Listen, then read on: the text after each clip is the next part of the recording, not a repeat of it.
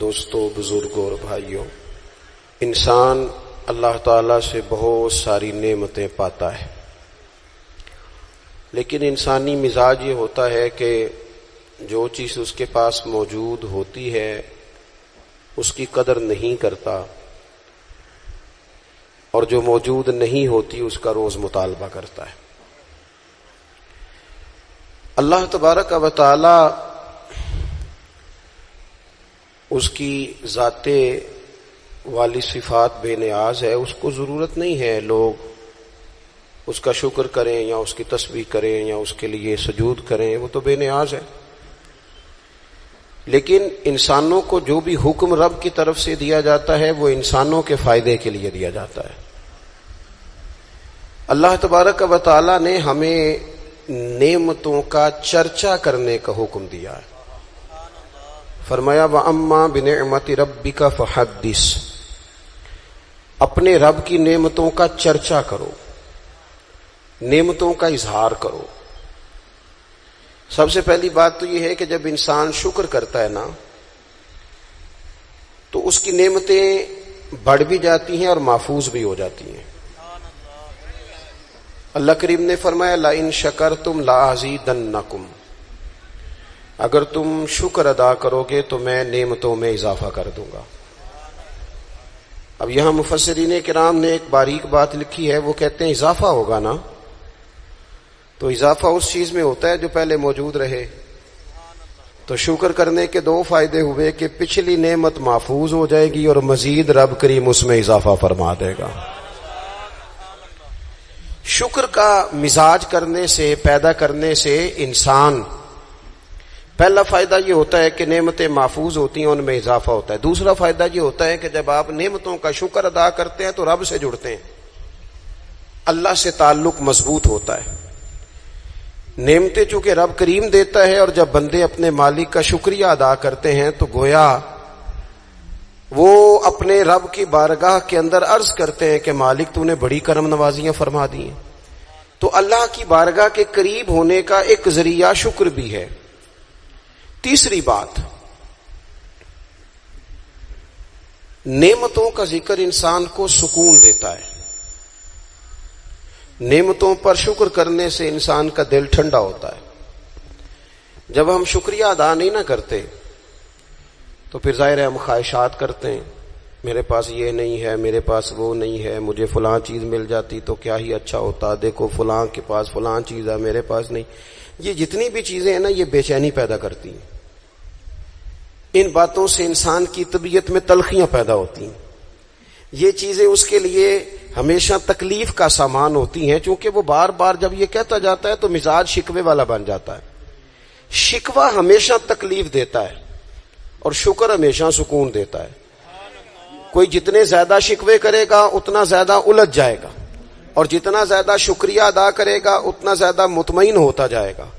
اس لیے نبی پاک صلی اللہ تعالی علیہ وسلم نے فرمایا مومن ہر حال میں خیر میں ہے۔ یا رسول اللہ کس طرح؟ فرمایا مصیبت آئے تو صبر کر کے رب سے اجر لے لیتا ہے، اور نعمت ملے تو شکر کر کے اپنے رب سے اجر لے لیتا ہے۔ نعمتوں کا شکر بڑا ضروری کام ہے۔ اچھا، ہم نعمتوں کا شکر چونکہ ادا نہیں کرتے الا ماشاء اللہ، تو پھر معاشرے میں ماحول اس طرح کا پیدا ہوتا ہے کہ ہم جہاں ہم ہوتے ہیں وہ جگہ ہمیں سکون والی نہیں لگتی، اور جہاں کوئی اور ہوتا ہے وہ ہمیں بڑا اچھا لگتا ہے۔ کیوں؟ کہ مزاج شکر والا نہیں، طبیعت شکوے والی ہے۔ او بھائی، جہاں میں بیٹھا ہوں، جس جگہ آپ سیٹ پر بیٹھتے ہیں، جس شعبے سے آپ کا تعلق ہے، جس جگہ آپ ڈیوٹی کرتے ہیں، یہ ہم اپنی مرضی سے تھوڑی بیٹھے، یہ تو اللہ رسول کے بٹھائے بیٹھے ہیں۔ تو جو جگہ اللہ رسول نے میرے لیے پسند کیا ہے مجھے بھی تو پسند ہونی چاہیے نا۔ میں اکثر کہتا ہوں کہ جو خاندان رب نے چاہا اس میں مجھے پیدا کیا نا۔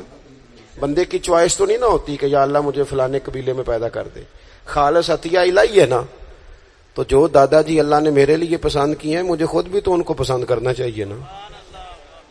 جو چاچا جان، جو ماموں جان، جو ننیال ددیال والے اللہ نے میرے لیے پسند کیا، کس بات کا شکوہ کہ میرے فلانے رشتہ دار ٹھیک نہیں تو فلانے ٹھیک نہیں تو فلانا غلط ہے؟ یہ تو طبیعت کو بے چین کرنے والی بات۔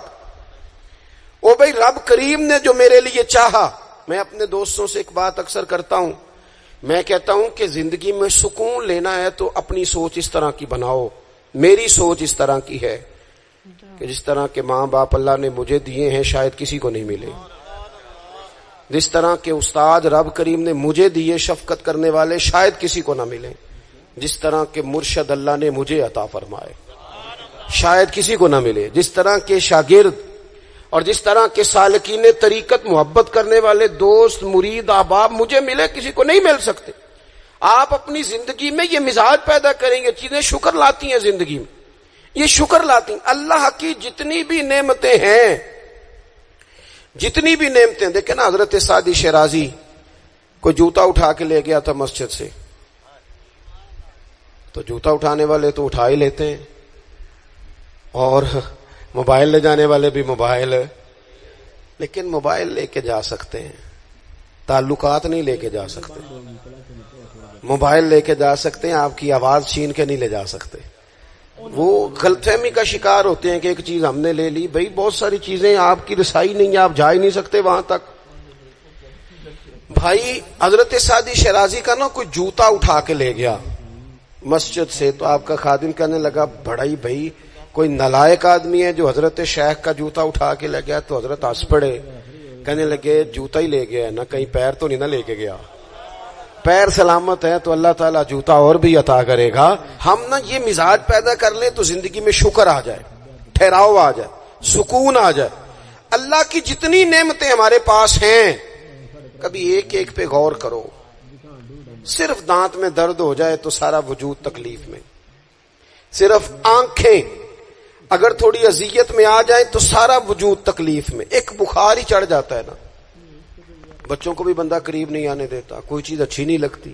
آپ کے پاس صحت ہے تو سب کچھ ہے, گھر, بچے, صحت, تندرستی, اور دنیا کی سب سے بڑی نعمت یہ ہے کہ رب صحت دے تو سجدے کی توفیق بھی دے, اللہ تعالی شعور دے تو پھر مسجد آنے کا موقع بھی دے. یہ بہت بڑی مالک کی توفیق ہے میرے عزیز. یہ ساری نعمتیں ہیں, اور صحیح بخاری میں موجود ہے کہ رسول پاک علیہ السلام بھی اللہ کی نعمت ہے. لقد من اللہ علی المؤمنین اذ بعث فیہم رسولا. رب فرماتا ہے مومنو میں نے تمہارے اوپر احسان کیا ہے, تمہیں اپنا رسول عطا فرمایا ہے. میں نہیں کرتا کوئی تفسیر اس آیت کی, میں کسی مفسر کا قول آپ کے سامنے نہیں رکھتا. خدا را میری ملت کے جوانوں, یہ قرآن مجید کی آیت محکم ہے, کوئی متشابہات میں سے نہیں ہے, محکم ہے, واضح ہے. پورے میلاد شریف میں پورے حضور علیہ السلام کی محبت کے عنوان میں, نبی پاک کی سیرت کے عنوان میں, غلامی کے عنوان میں, تذکروں کے عنوان میں, حضور کی نعتوں کے عنوان میں, حضور کی سنت شریعت پر عمل کرنے کے عنوان میں ایک بات, صرف ایک, کہ کائنات کا پیدا کرنے والا رب کہتا ہے یہ رسول تم پر میرا احسان ہے. اللہ کہتا ہے یہ میرا احسان ہے, یہ میرا احسان ہے. دوستو اگر ہم تھوڑا سا دیکھو نا, میں نے زندگی میں وہ لوگ دیکھے ہیں جو نا نعمتوں کے چھن جانے سے خوف میں رہتے ہیں, آزمائش کا شکار رہتے ہیں, ڈرے ڈرے سہمے سہمے رہتے ہیں کہ یار بڑا فضل ہے خدا کا, کہیں کچھ چیز چھن نہ جائے. یعنی کسی بیمار کو دیکھ کے جب کوئی آدمی کانپتا ہے, لرزتا ہے اس کا وجود, تو مانا کیا ہوتا ہے کہیں میری صحت بھی نہ چلی جائے. جب کوئی دنیا سے رخصت ہوتا ہے تو لوگ زندگی کی نعمت کو سوچ کر خوف کھاتے. خدا نہ خواستہ کسی کا عزیز بچھڑ جائے تو لوگ اپنوں کو یاد کر کر کے روتے ہیں. نعمتوں کے بارے میں کچھ لوگ بڑے شدید حساس ہو جاتے ہیں, کہیں چلی نہ جائے, کہیں چلی نہ جائے. یہ جو صحابہ ہر وقت حضور کی ناراضگی سے ڈرتے تھے نا, ہر وقت حضور کی ناراضگی سے, ذرا سانس بھی اونچا نہیں لیتے تھے. یعنی اس بارگاہ میں وہ بیٹھتے تھے نا تو یوں بیٹھتے تھے سروں پہ پرندے بیٹھے ہیں. وہ گھنٹوں بیٹھے رہتے تھے دروازے پر کریم کے دروازے پر دستک نہیں دیتے تھے. وہ اس نعمت کے معاملے میں حساس تھے. ان کو پتا تھا کہ وہ دو عالم کی رحمت تھے, وہ جہاں چاہتے وہیں رہتے. یہ تو ان کی مہربانی ہے کہ یہ عالم پسند آیا, یہ تو مہربانی. دوستو, ہم اگر حضور اتنی بڑی نعمت ہمارے لیے بن کے آئے, اگر ہمیں کبھی اس کا احساس نصیب ہو جائے نا, احساس. ابن القیم ایک جگہ پہ کہتے ہیں کہ اگر حضور نہ آتے تو لوگوں نے ایک دوسرے کا گوشت کاٹ کے کھانا تھا. دنیا جس ڈگر پہ چلی گئی تھی نا, کتنا کچھ سخت ہوگا وہ شخص جو بیٹی کو پہلے مارتا ہی نہیں. ایک ہے مار کے دفن کر دینا, لیکن زندہ بیٹی کو یعنی زندہ بیٹی کو. میری ایک بیٹی ہے, سارے گھر والے کوئی بات کہیں تو میں ٹال سکتا ہوں. ان کی ماں کبھی کبھی کہتی ہے کہ ہوں پتہ لگے گا نا جدو تھی دی گل موڑو گے. تو میں نے کوئی پی ایچ ڈی تو نہیں کی بیٹیوں کے حقوق پہ, میں کوئی اس پر ایم فل کا مقالہ تو نہیں لے کے آیا, میں نے کوئی ریسرچ تو نہیں کی کہ بیٹی سے پیار کرنا چاہیے, میں نے کوئی دیکھا تو نہیں کلیجہ پھاڑ کے کہ بیٹی کے دل میں میرے لیے پیار کتنا, یہ دیکھا تو نہیں. لیکن یہ اتنا پیار کہاں سے آیا؟ یہ جو بیٹی کے جانے کا, حالانکہ بیٹی نے جانا ہوتا ہے, یہ بیٹی کے جانے کا تصور کر کے لوگ رو پڑتے ہیں. یہ جو زندگی لگا دیتے ہیں کہ میری بیٹی خوشحال رہے, اس کے گھر میں رونق رہے, اس کی طرف سے ٹھنڈی ہوا ہے, تو یہ وہی لوگ ہیں, یہ وہی انسان ہیں, یہ وہی زمین ہے جس زمین پر لوگ بیٹی کو مارتے بھی نہیں تھے. زندہ بچی پیدا ہونے والی گڑھا کھود کے اس میں رکھ کے مٹی ڈال دیتے تھے, زندہ بیٹیاں دفن کر دیتے تھے. رب کہتا میں نے احسان کیا تم پہ, میں نے احسان کیا. کیا؟ میں نے تمہیں اپنا رسول دیا. لقد من اللہ علی المؤمنین اذ بعث فیہم رسولا, میں نے تمہیں رسول دیا. اس رسول نے نا تمہیں کر کے دکھایا کہ بیٹی کے ساتھ کیا کرنا ہے.